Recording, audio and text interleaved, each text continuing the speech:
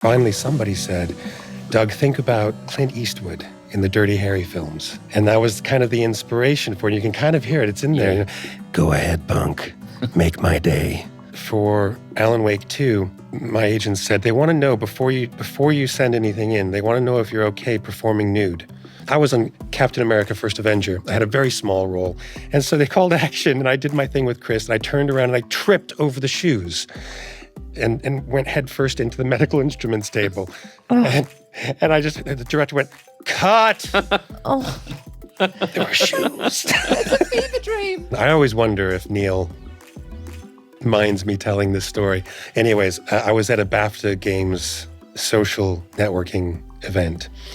And Neil Newbon, who is a Astarion in Baldur's Gate 3, Neil said, oh, so you like the Baldur's Gate video games, huh? And I said, yeah, God, if they ever make another one, I'd love to be in it. He kind of winked at me. Hey, Tom Stacy, damn, you're ugly. Geralt of Rivia called me ugly, but that's fine. It's your new ringtone. But I almost wasn't Geralt. Between Witcher 1 and Witcher 2, CD Projekt Red decided to change things up. And I found out about this through a friend who went to an audition for Geralt and called me up afterwards and said, hey, Doug, I just auditioned for this character called Geralt of Rivia. I thought that was you. And I said, it was me. Welcome to the Ready Aim Fire podcast, the stories behind your favourite games and the talented craftspeople who bring them to life. And I think that we potentially are peaking quite early.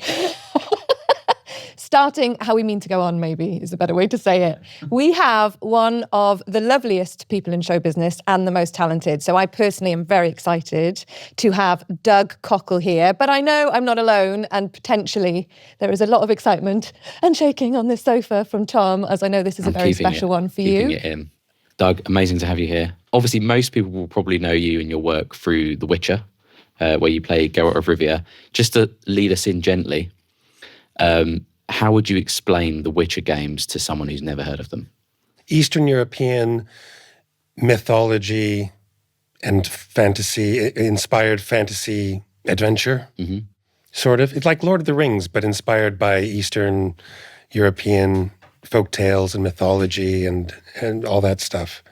So it's got a real flavor, you know, a very, very unique flavor. How did your that role come about? What was the story behind you becoming Geralt of Rivia? Oh, it was back in 2004. I was called in for an audition for another game. I was working primarily in games at the time. I still am. And I was called in for an audition for this thing called The Witcher.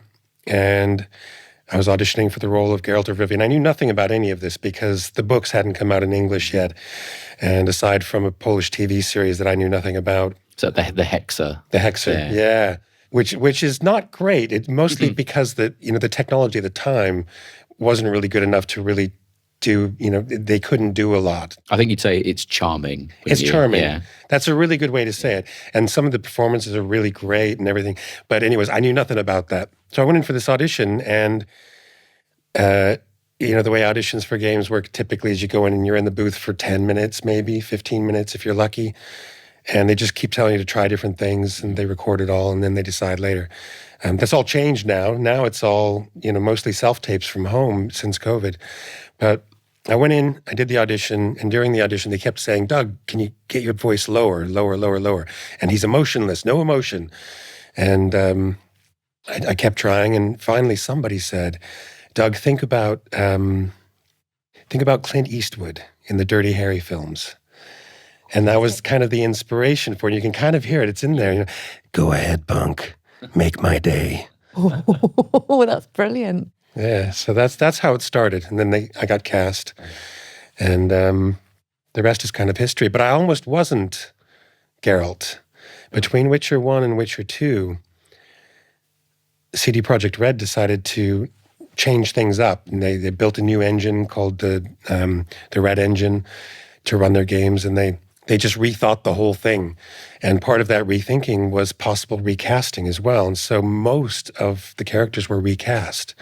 Most of the characters that were returning to the series, including Geralt.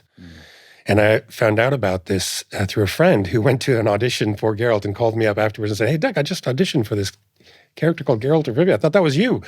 And I said, it was me.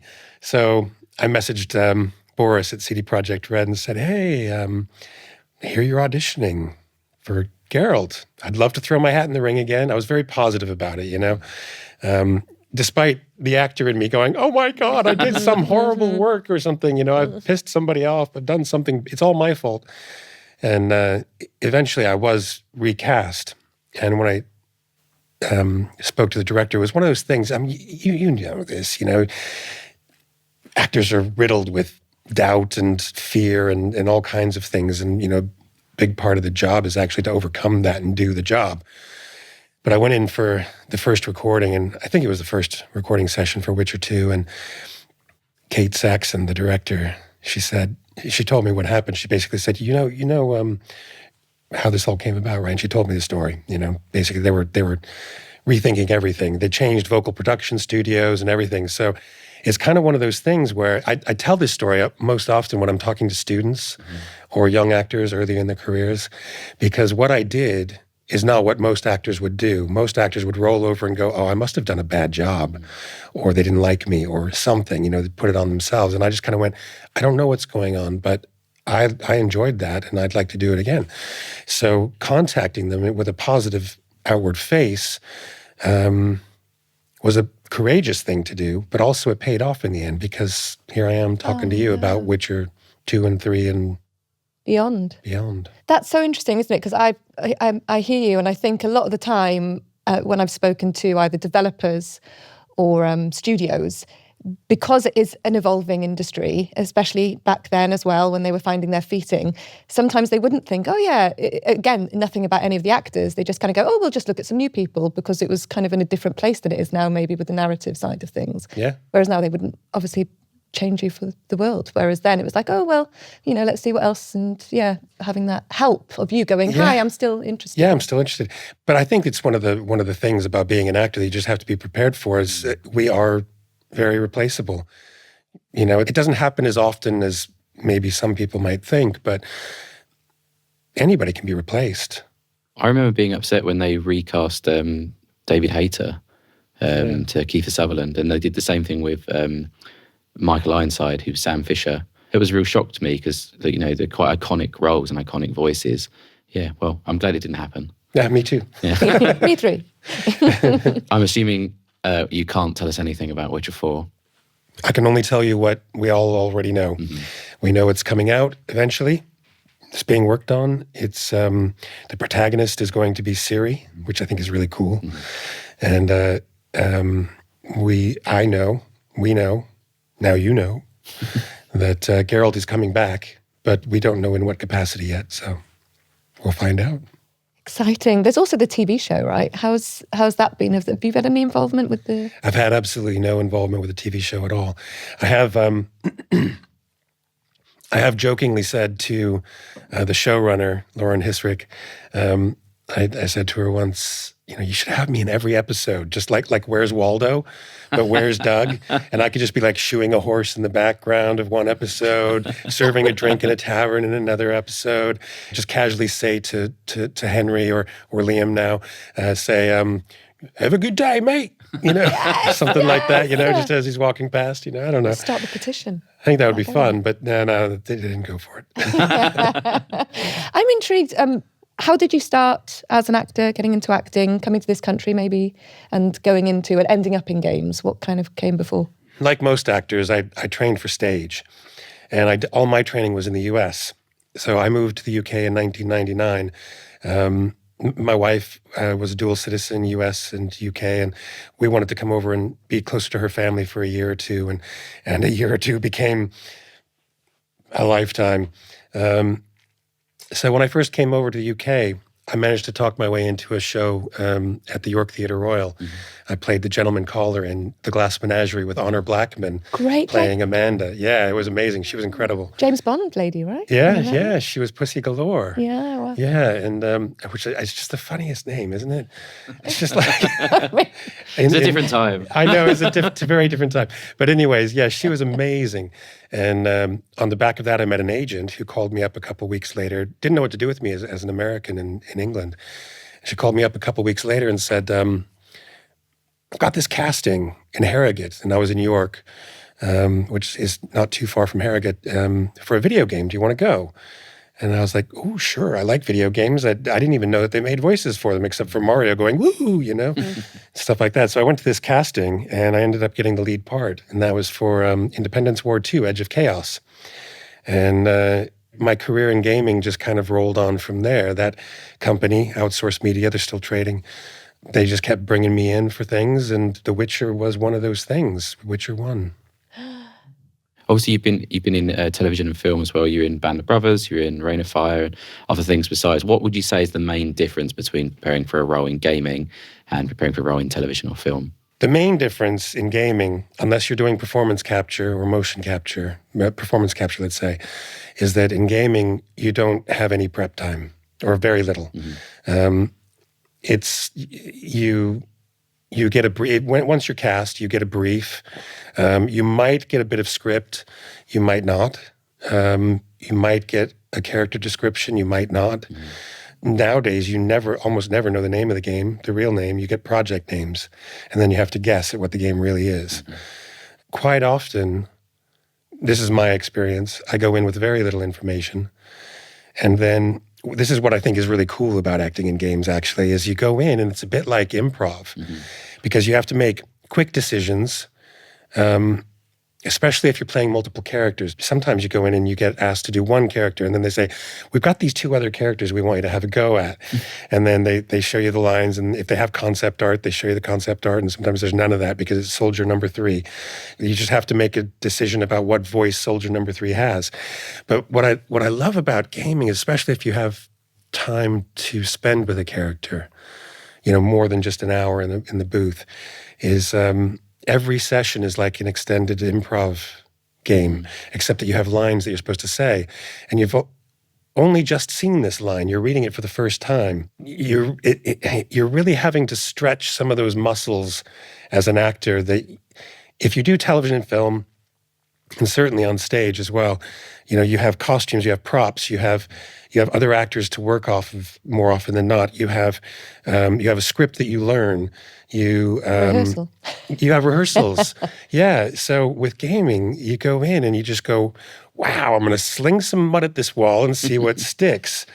And I think it's a real test of an actor's ability to create character and maintain it as well, to act in games. I think it's just amazing. But you know this. Yeah, so it takes the pressure off a bit sometimes too, doesn't it? Because how long I've had this? Yeah. And we've had a few directors on talk about working with the actors in the booth too, and how they've been saying it's lovely the collaborative process, sometimes evolving a character over however many sessions, because they tend to have a bit more, hopefully a bit more information than us, and are trying to give us the tidbits from the script that they have, right? Yeah. And then they're like, okay, so this is what Doug's bringing to it, and they sit back a lot of the time and just let you play, and then maybe guide you together. It's wonderful. I love working with directors on games because they always know more than we do. So you feel like you're in the dark, but you're not really, because they know where they're going to guide you towards. Yeah. It's fun. What would you say has changed in the gaming industry since 1999 to now? Well, we're not killing so many trees. When I started out in gaming, they would print off reams of script pages, Excel spreadsheets with all the dialogue and everything. It's all on a screen in front of you now. What's really changed in gaming is technology. That's what I think, anyways. It's how games are made. It's the depth of narratives in RPGs. It used to be that gamers and actors who worked in games were seen as like geeks and dorks and second-class entertainers and stuff like that. I remember going to TV and film auditions when I was doing a lot of games back in the early 2000s. And the casting director would ask, as they always do, so what have you been working on lately? And I'm all proud of my games. I like it. I loved it. I love working in games. And I'd tell them about, the 3 or 4 different games I'm working on, and, when's coming out, and the one that just came out, and this stuff. And they just kind of, because they didn't care. They care more now than they did then. But back then, they were like, I didn't mean games. That's not real actor work. That's something else. What have you been doing in film and television or on the West End? And, they have a particular set of tick boxes that they wanted to tick. and I didn't tick him. But now I think there's a lot more respect for the gaming industry and for the people who work in it, including the actors, and that's been a really welcome change. Good, yeah, because I mean, you've got A-listers like Keanu Reeves is in Cyberpunk. Are you in Cyberpunk at all? No, that's another one. That's another missed opportunity. That's another one. I told CD Projekt Red when they were making Cyberpunk, I said, "Come on, you've got to have a bar where V goes to the bartender to get a mission or something, whatever they call it in Cyberpunk, and the guy behind the bar is Jerry."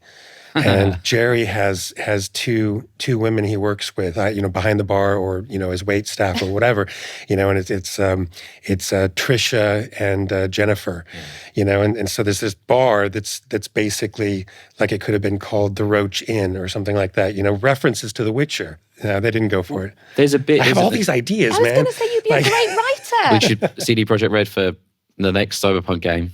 Well, I suppose they're quite busy with Witcher 4, but there's a moment, isn't there, in The Wild Hunt where Ciri, when she's phasing between the different worlds, she goes basically to the world of Cyberpunk. So yeah, why didn't they do it the other way? Come on, guys, sort your lives out. Obviously, Roach and Geralt have quite a strong relationship. Have you ever wished that you had a Roach in real life? I do. Yeah. You do have one? Yeah, he's a little dog named Digby. He's a border terrier, but he's called Digby. He's not called Roach. No. Yeah. Maybe the next dog will be a Roach. I don't know. No, Digby's 12, going on 13. So I don't know how much more time we're going to have with him. I hope we have, at least 2 or 3 more years. Shout out to Digby. Shout out to Digby. Roach is always very good at sort of like strangely climbing buildings, which isn't something that a horse should be able to do. But Roach is always a mare. I did not know that. Yeah. There you go. Something I didn't know. Okay, so Roach is a horse. Mm-hmm. I'm catching up here. Sorry, yes. You didn't know? We should have explained that. But this is, I know, I'm determined. It's on my list and very high up to watch at least the Witcher TV series and then get into the game. It's there. It's number one. It's number one to play once I get into the games properly. I promise. So it's a horse. Okay. Yeah. Roach is a horse. Is it like you're familiar? No, not really. It's just a horse. And it's not always the same horse. Geralt's famous, in the books at least, for changing horses, but every horse is Roach. But in the game, you get quite fond of Roach, and you can summon Roach with a whistle. Yeah. But as I was saying, like, Roach is very bad at like trying to navigate a fence, but somehow you'll turn around and Roach is on top of like a pub or a tavern, and it's like, how? I don't really understand. So yeah. Is that one of those things that isn't supposed to happen in the game? Yeah, it's not supposed to happen, but it's like, well, if you already used the word, it's charming. I have no evidence for this. CD Projekt, I don't know. I'm surmising again. But I have a feeling that it was one of those things that started as an accident. It was a glitch in the Matrix. And then the community kind of went, "Way, Roach is on a roof again." And so CD Projekt went, "Actually, let's build that in. Let's make it something you can actually do if you want to." I don't know if that's the truth or not. I have no evidence for that whatsoever, but I would do that. If I were a developer and a really happy accident like that came along that the community loved, I would build it in. I hope that's what it is. That's another great thing about games, isn't it? That the fans get such a say, hopefully, sometimes in where it goes and where it leads to compared to other mediums. With that in mind, obviously you've met a lot of fans over the years. What would you say is your strangest or funniest fan interaction? One of the things that sticks out most, I don't know if it's funniest or strangest, but it's one of those things that's implanted in my brain. I went to EGX. EGX is like an industry, gaming industry show here in the UK. And I went to EGX just as a punter. I wasn't like a guest or anything like that. I was just showing up to check out new games and stuff. But I always tweet that I'm going, and then people come and find me, and I want to say hi and stuff. And this guy came up to me, introduced himself, and he said, "I love your work. I want to ask you a favor." And I was like, "Okay, yeah, can I get your autograph?" And I was like, "Yeah, of course you can get my autograph." And then he took off his shirt. Oh. And he presented his shoulder to me and gave me a Sharpie and said, "Will you sign my shoulder?" And I said, "Please tell me you're not going to get a tattoo." And he said, "Yeah, we're going to get a tattoo." And so I was like, "Are you sure? Are you sure you want to do this? Because I don't know how well I can write on skin. And, I don't know how pretty my signature is and blah, blah, blah, and all this stuff." And he said, yeah, it doesn't matter. You could mess it up. Do whatever you like. Draw a picture if you want. Did he already have any other tattoos? Yeah, he had other tattoos. Fine. Yeah, so it wasn't like his first tattoo. But so I was like, okay. So I signed his his arm or his shoulder, somewhere back here. And he said, right, I'm going right now. I'm going to go get a tattoo. And he texted me later that day with a picture of his brand new tattoo, and he had Geralt's face and my signature right underneath it. And I was like, wow. I mean, that's dedication. I was going to say, and like testament to people loving your work. My God. Yeah, it was.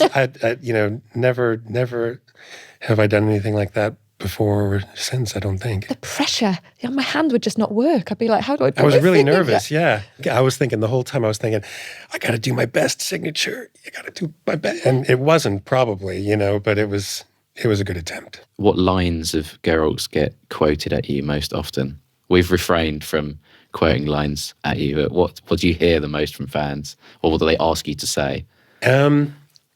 Well, what they tend to say is things like "wind's howling," "come on, Roach," "how you like that silver," that kind of stuff. If it's somebody who seems really excited and kind of nervous and really shy and stuff, I'll say, "What's your name?" Benjamin. Benjamin. Care for a round of Gwent, something like that, because then it makes it personal. And it's kind of go on, do Tom Stacey. Oh God, what would you want him to say, Tom? I don't know. Okay. I haven't prepared for this moment. I've got one for you. I've got you covered, man. I've got you covered. Cool. Okay. Ready? Now this is a weird one. People actually ask for this sometimes. I like weird. Okay. Hey, Tom Stacey. Damn, you're ugly. Fair. You're not, of course. No, Geralt says that to some of the monsters he fights. He says, "Damn, you're ugly." So I always think it's funny because they ask me to write it on, as part of their autograph. And I'm just like, "Are you sure?" In bed tonight, just like staring at the ceiling. Geralt of Rivia called me ugly, but that's fine. It's your new ringtone. One favour I was going to ask is if you could look down the barrel of that lens and say, "Welcome to the Ready Aim Fire podcast," that would be ace. Ooh. Welcome to the Ready Aim Fire podcast. Fantastic. Thank you very much. It's to be one of the most recognisable voices in games, hasn't it? And I definitely hear the Dirty Harry that you mentioned. I think it's definitely in there. It's very cool. Going back to when you were having these ideas about, I could be in this game, it sounds like, you have a lot of great ideas like that. With the writing and directing side of things, have you done any? Is that something you'd like to do, if not? I've directed stage plays, but only in educational settings. I would like to direct voices in a game. I think it would be really interesting. I haven't a clue how to do it. I mean, I know how to direct. I understand how to direct an actor, but watching the directors who I work with, they do a lot of prep, a lot of advanced prep, if they can. Sometimes they can't. I've worked on a number of games where the director has had as much prep time as I have had. As an actor, I get to show up and find out about this character and choose a voice, make choices as an actor, and just get on with the job. The director has to understand exactly how my performance is meshing with all the other performances, even if they haven't been recorded yet. So I think there's a different mindset there. And again, I don't know exactly how people become game voice directors. My guess is that they do an unofficial kind of apprenticeship. They work with another director to learn how to approach this thing. So I would definitely need to do something like that. I would have to work with someone who would be willing to have me shadow them for a couple weeks on a game or something like that and learn how they approach the back end of things. I know how an actor approaches the front end of the job, but how do you do the prep you need to do as a director to make sure that you're guiding all the actors? Because some of these games have 60, 70, 100 actors involved. And you were saying about the stacks of script you would get, especially in something like The Witcher 3, where there's so many different dialogue options that you have to cover. So are you just given no context, or do you just give options in terms of the emotional range that you need to say for certain things, or how does that work? It's a combination of things. Sometimes the line implies a performance, just by the nature of what it is. If it's hurry up, they're coming, then it's probably semi-projected. It's got a bit of urgency to it. It might not, but chances are it does. Often in the scripts, you'll have it's an Excel spreadsheet, and you'll have a line number and various other numbers and things like that. And then the line itself, the character name, the line itself, and then a description of some sort of the context for the line. Not always, but quite often there's something, running away or angry or, something really simple that just helps give a little bit of a clue as to where the performance might need to be placed. But then again, that's where the director comes in. They understand the context in the whole, and sometimes you're recording different branches in a scene. So, and each branch could have very different emotional contexts depending on what the player chooses to do with the character. It's why it's a collaborative art form. It's very different. It's a different thing from working in film and television or working on stage, because it's just a different beast altogether. Have you to date been able to do the performance capture and the voice, maybe for Geralt all together, or has it been separate? Or for I haven't been able to do performance capture. I did facial capture for Geralt at one point, but that was for a Gwent trailer that they produced at one point. I have done performance capture. I did it for Alan Wake 2. Okay. I played Nightingale in Alan Wake 2. Oh, that was it was weird. Alan Wake 2, great game. Incredible game. Yeah, and I play Nightingale. And that's a case of someone being recast. A different actor played Nightingale in Alan Wake 1. And they cast me in Alan Wake 2 as Nightingale. And I don't know why. I don't know if the actor wasn't available or... They recast several roles, whatever. Didn't they? Because there was quite a long gap between Alan Wake 1. 12 years. 12 years. And so Nightingale, the character, has spent the last 12 years dead at the bottom of a lake. So he's a different being now when he comes back to the surface. I'm not giving too many spoilers away there. But so anyways, for Alan Wake 2, when I got the casting, my agent said they want to know before you send anything in, they want to know if you're okay performing nude. And I was like, well, I'm fine with that. I'm not overly modest about my body or anything like that. But why? Why would I need to perform nude? And if you've played Alan Wake 2, you know why. But so I sent my stuff in, and then I did this call back, and they cast me. And then I had to do all this weird stuff. I had to do a load of facial photography and stuff like that. They mapped out my mouth. I had to go to a specialist dentist who did a three-dimensional scan of my mouth and all my teeth. No way. So Nightingale in the game has my teeth. And I had to do a full body thing as well. In the end, I didn't have to perform nude. I was about to say, they're all going to rush out and I know. play it now. I know. I was told many different things, and I don't know what the truth is.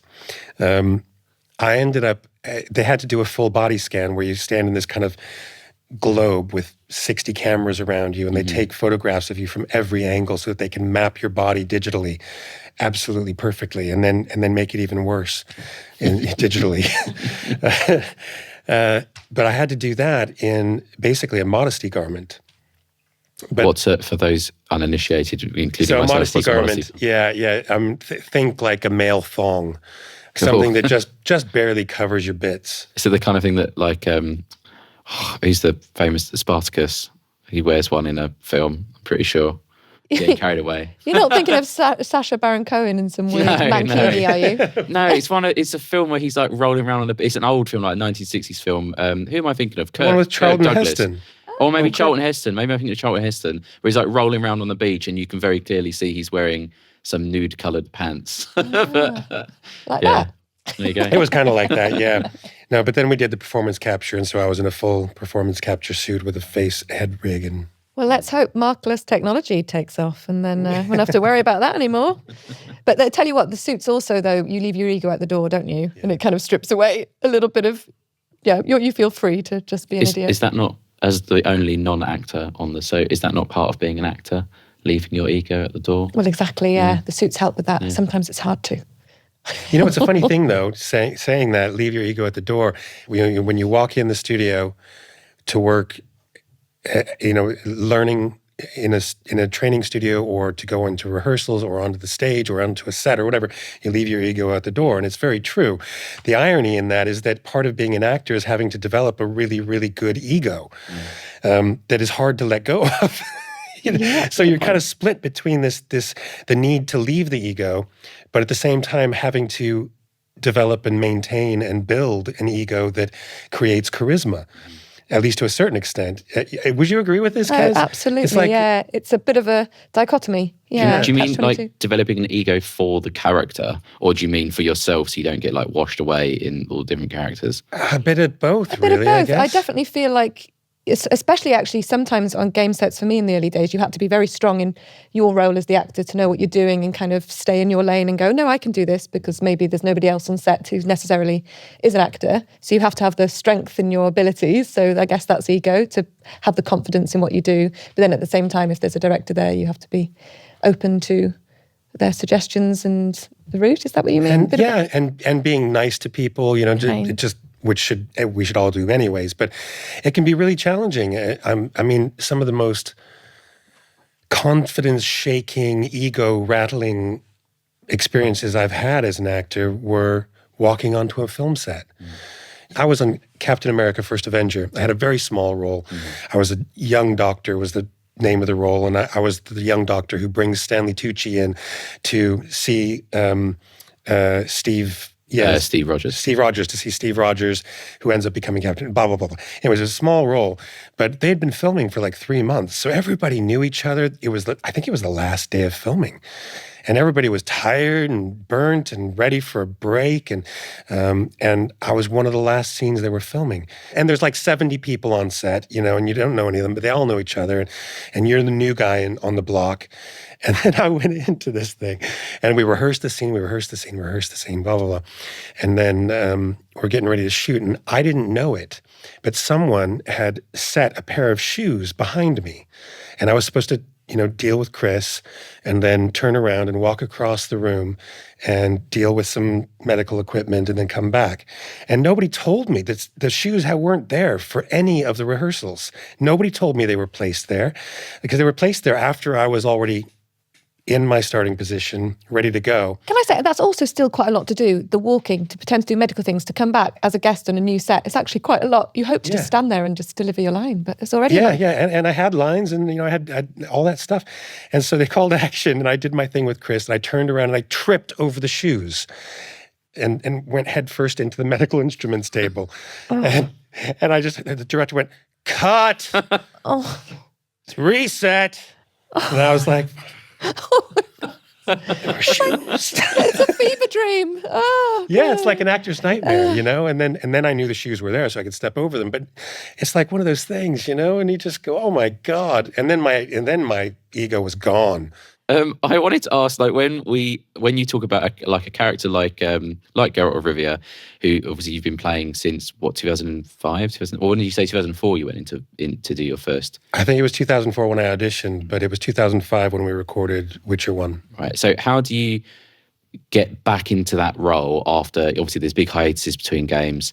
How do you put Geralt's levers back on basically and become him again? Is there like a technique, or is it just spending time going over the lines and talking to the team? I've been doing Geralt's voice for 20 years and I've been I've been on that adventure with him for 20 years. So now falling into the character of Geralt is really, really simple. He's part of me. I know him so well. The way I feel about acting, and Geralt is no different, is that every role I do, I put a little piece of myself into it. I have to. I think as an actor, you have to. But that's my opinion. Different people, other people have very different approaches. You might approach your work completely differently. But you have to put a little piece of yourself into it, because if you don't, how are you going to find the truth of the character? And audiences are savvy. They can hear and see when things aren't truthful, even if it's heightened, even if your character can fly or is a monster from another dimension or whatever it is. If something rings untruthful, it's likely because the actor hasn't really given of themselves. So you put a little piece of yourself into everything that you do, but it goes the other way as well, especially if you're allowed to spend real time with a character. you take a piece of the character into yourself as well, or pieces. So there's a kind of a symbiotic relationship between a good actor and a well-written character that grows and develops over time, but can develop quite quickly. It's what you learn to do as an actor. You learn to make choices. Sometimes they're effective and sometimes they're not. But that's why the time with a character is important, because if you have time with a character, that's what rehearsals are all about. It's all about making choices, screwing it up, finding out what doesn't work. I love the rehearsal room. I love doing rehearsals for stage play because you have however long it is, 2 weeks or 3 weeks or a month or whatever they have a budget for. And you go into the rehearsal studio and you screw around purposefully to find what works, to find what piece of you fits, and to find how that character fits into you as well. I'm not an actor who, for other people, this works really well. I don't believe in becoming the character. I believe in finding the character in you. Mm-hmm. I don't know if that's outside in or inside. I don't know what that is, but it's for me, it's a healthier way of working. So I don't know if this is answering your question. I'm getting all philosophical now. No, it's cool. I think it's quite similar to, I'm a big Stephen King fan, and he says the same thing about writing, is that you're not necessarily like coming up with an idea and putting it on the pen. He likes to think of it as the idea is finding its way through you, like you're a vessel for the creative. Yeah, I've described it, when I've done a lot of teaching acting, and one of many ways I've described my thoughts about acting is to say, you are a conduit for the character. If the character's been written, then it's about you taking what information you have and filtering it through yourself to find how that manifests itself through you. It's very philosophical and verging on some kind of new religion or something like that. But I think it's true. And I think that I come close sometimes to saying things that I think probably make a lot of people in the audience go, "You wanker." You know what I mean? It's just like when you start to get too philosophical about something, it's like, you're just acting. Come on. I love hearing wanker in an American accent. Wanker. You wanker. You wanker. You wanker. Thinking of all that, hearing your theatre background, all these different, and then you being in the booth, you must have all those tools, if you like. I know we used to say in drama school, our carpet bag. Oh, yes. But all those things, they help, right? They obviously must, over the years and all your experience, to be able to react, like you were saying earlier, so quickly and come up with good choices in the short time you have in the booth. Yeah. All that must be, the theatre background, the TV, all of it must help. It's everything. It's everything as an actor. I call it my toolbox. Mm-hmm. Some people call it their suitcase, but it's all the same thing. It's the same idea that you have this receptacle for the little bits that you learn. And as a teacher, I used to say to students, I still say to students when I do teach, I say, look, training and every experience that you have as an actor is all about putting different tools into your toolbox. Some of them may not be very useful to you very often. You might only pick them up once in a while. But the more tools you have in your toolbox, the more chance you have of actually hitting on something effective quicker, because you get to know your tools, and so, for this job, I may show up and I may go, okay, I need the Phillips head screwdriver and the claw hammer. That's what I need for this one, I think. And you try that combination, and if it works, it works. And if it doesn't, you put the claw hammer back and you pull out the ratchet set. You know what I mean? It's a metaphor, but it's a good one, I think. What did you put in your carpet bag? I love the carpet bag idea. The carpet bag. What did I put in there? Gosh, who knows? Who knows? Sometimes it's almost, if I do ever, and if I do, I don't know, use any of it. It's so kind of subconscious now, isn't it? When you've been doing stuff for a long time, you're like, I think I'm using something from then. Off the back of what you just said, the whole theatre being my first love as well, and still the one, is that you get to work with people and you steal all the time. I think a big thing I put in my carpet bag was just pinching from other people, which is why these things are really good, because a lot of the time in the booth, obviously you're on your own. So just kind of taking lots of little things from other people's experiences. Absolutely. Who are very experienced and talented. You're like, okay, I'll just have that. So that's what's in my carpet bag a lot. I'm a big believer that there's nothing new. There's nothing truly new in the world. It's all a reinterpretation of something that's come before. For myself, I think it's fine. It's about reinterpreting. It's about taking something you see or experience that someone else has done or produced or whatever it is, and you run it through yourself and you go, if I were to take some of that quality on in me, how would it manifest itself? I played Benedict in Much Ado About Nothing once, one of my favorite roles ever. I stole from Kenneth Branagh in his film so heavily. I say stole. What I mean is I watched the film. I'd already seen it many, many times, and I watched it before we went into rehearsal. I watched it another, 6 or 8 times, just for inspiration to watch, what is he doing that's so effective? What do I like about his performance? What about that do I want to try and at least take on board? I loved that process because, that's research. That's research. That's not thieving unless you start to try and look like Kenneth Branagh in the film, and do everything the way he did it. But that's almost impossible if you've got, first of all, you're on a stage, not on a film set. Secondly, you're not Kenneth Branagh, you're you. So it's not really theft, it's inspiration. I took inspiration from how Ken. I've never met the man, but I'm going to call him Ken. How Ken did it. Ken did it this way. I like what he did. I'm going to see what happens if I try some of what he did.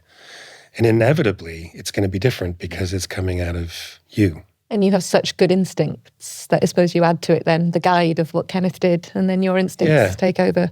Yeah. It's like seeing someone paint a tree, and you watch how they paint a tree. And then you go home and you try to paint your tree, and you remember how someone else painted the tree. And you're going to paint a different tree. But you might start out copying some of the same techniques that you saw someone else use, but ultimately it's going to be a different tree because you're not them, you're you. God, I can imagine you being a great teacher, actually. Good explanations. I think I taught a lot. I ran an acting course in Bournemouth for 12 years and I was teaching on it for 13. And I think I can be a really good acting teacher. I can also be rubbish. Teaching acting is like teaching someone how to give birth? Well, yeah, possibly. Yeah. You just do it, right? Yeah, go do it. Here's one way to do it. Here's a pool. Here's maybe try laying down. Maybe try squatting. Maybe try all fours. I don't know. What so feels just give right? You all the best advice. You're free to use that analogy wherever you want. Use whatever tools are in your birthing pool. Wow, 12 years of teaching. I didn't know you did that. 13, yeah, but I've taught, in grad school, I taught acting. Have you done any teaching, Kez? A little bit, yes. Yeah. I've tried. Again, I don't think I'm the best facilitator, but I've given it my best shot a couple of times in a few drama schools. And you, Tom?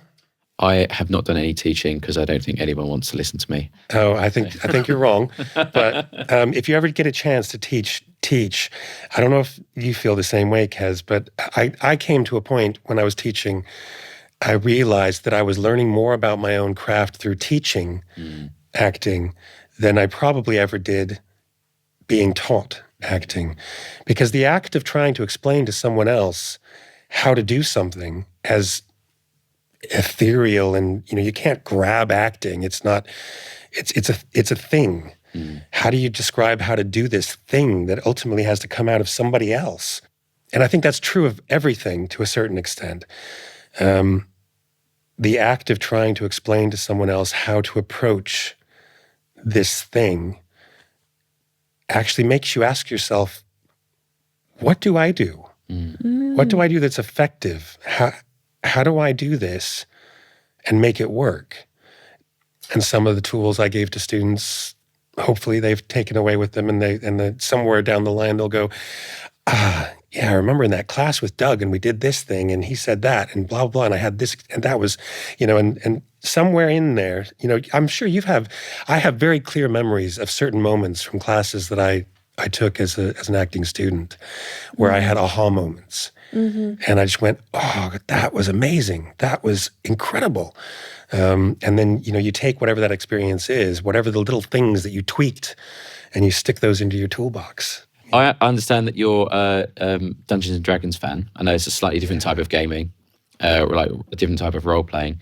So tell us a little bit about that and about your experience. I've been playing Dungeons & Dragons since I was about 10 years old. And I've always loved it because I love fantasy. I love reading fantasy. I grew up on The Hobbit and The Lord of the Rings and The Dragon Riders of Pern and, all these wonderful fantasy books and stuff. And I just fell in love with the idea of Dungeons and Dragons. I used to DM for my friends when I was like 11, 12 years old, and I was a terrible DM. I just made stuff up. Isn't that what you're supposed to do, though? Kind of. But just without rules. It's more fun if you at least live by some rules. Sure. I didn't allow any rules. I just made things up. I'd create impossible tasks for them to do and then watch them sweat and enjoy the process. For the Kezes out there, that's Dungeon Master, is it? Oh, yeah, Dungeon Master, Dungeon DM. Master, okay. Or Game Master, GM. So Dungeons and Dragons has been a big part of my life, yeah. And then you got to be in Baldur's Gate 3, I understand. Yeah. Is that right? Yes. Yeah, I play Baal, the god of murder in Nice. Baldur's Gate 3. How did that come about? That was a fun little thing. And I always wonder if Neil minds me telling this story because of NDAs and all that stuff, right? Anyways, I was at a BAFTA Games social networking event. And Neil Newbon, who is a Astarian in Baldur's Gate 3, we were chatting. And we were both, I didn't know that, this is before Baldur's Gate 3 came out, so I didn't know that Neil had anything to do with Baldur's Gate or Baldur's Gate 3 or anything. We were just chatting, and we were both talking about Dungeons and Dragons and how fun it is, and, you know, characters we'd made and, you know, things like that. And somewhere in the conversation, I mentioned Baldur's Gate, the original video game, and some of the other games like Neverwinter Nights and things like that. And I said, oh, I love those video games. They're just so cool. And I told him, you know, about the character I created like 3 times to do 3 playthroughs of Neverwinter Nights 2. And at some point, Neil said, oh, so you like the Baldur's Gate video games, huh? And I said, yeah, God, if they ever make another one, I'd love to be in it. And he kind of Started sweating, yeah. he kind of winked at me. I don't remember if he actually did wink, but it was kind of a wink moment.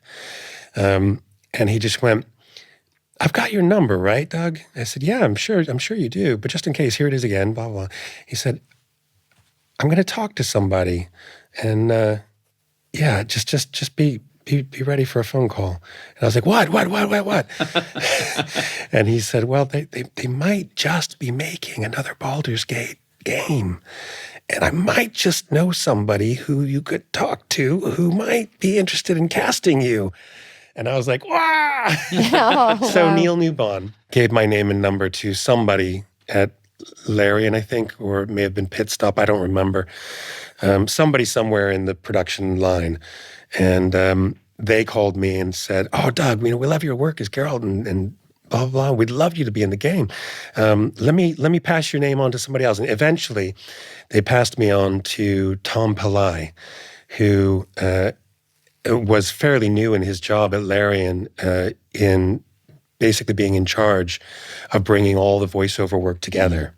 So he was working with all of the outsourcers who were recording all of the voices and, you know, bringing it all together basically. And we had a half an hour, 40-minute chat, and he's a big fan of The Witcher as well. And we just got on really well. We had a lovely chat about games and gaming and all kinds of stuff. And at the end of the conversation, he said, well, Doug, obviously, you know, we want you to get you in. We're at the end of the process, so there aren't a lot of roles left, but we do have some roles. Let me have a think. Let me have a chat with some other people, and I'll send you an email. And so he sent me an email a couple of days later and asking me to self-tape for Baal, the god of murder. And it was only like, I think he only sent me like 3 lines, and in the end, it was only 16 or 20 lines that I recorded for Baldur's Gate 3. But yeah, I got cast, and Tom directed me, and I paid him back by forgetting who he was. Pick. I saw him at an event, at a networking event, and it wasn't really a networking. I was speaking at an event, and after I spoke, all these people came up and wanted to talk to me, and I was trying to break away because I had to go do something else before I came back. And I kept saying to people, I'm really sorry, I've got to go. I'll be back in like half an hour, but I've got to run now. I've got another appointment in 5 minutes that I've got to get up to my room for. And Tom came up to me and he said, Doug, and I was like, I got to go, man. I didn't recognize him. And I was just fobbing him off in as nice a way as I could. And he stopped me, grabbed my shoulders and went, it's me, Tom. And it suddenly clicked in my brain. And for the rest of the weekend, he kept giving me grief about it. Oh gosh. I'd spent a lot of time with him, and I just yeah. out of context. Yeah. Yeah, it's like when I always say when you see a footballer outside of their football strip, like you see them in a suit and you don't know who they are. Yeah. You think they're a friend? Well, we know, it's good together. maybe. Who's that good-looking guy with a mullet? Can I just quickly ask you about Natural Six? Is that okay? You mentioned Yeah. Natural Six at the end. So carrying on from D&D, you have this, I want to say it's not that new anymore, is it? Or is it still quite new?